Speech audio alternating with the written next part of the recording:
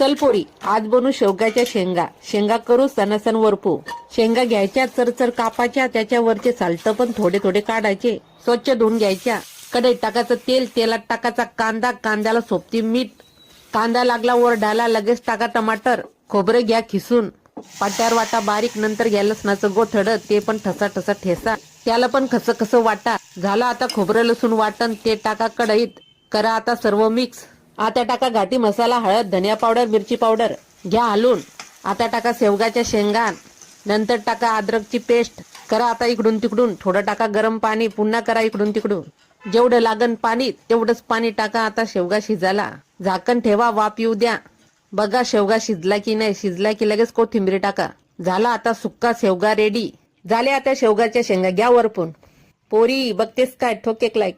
ए पोरा, तुला पण सांगावं लागतं का, ठोक एक लाईक. मग करा आणि खा.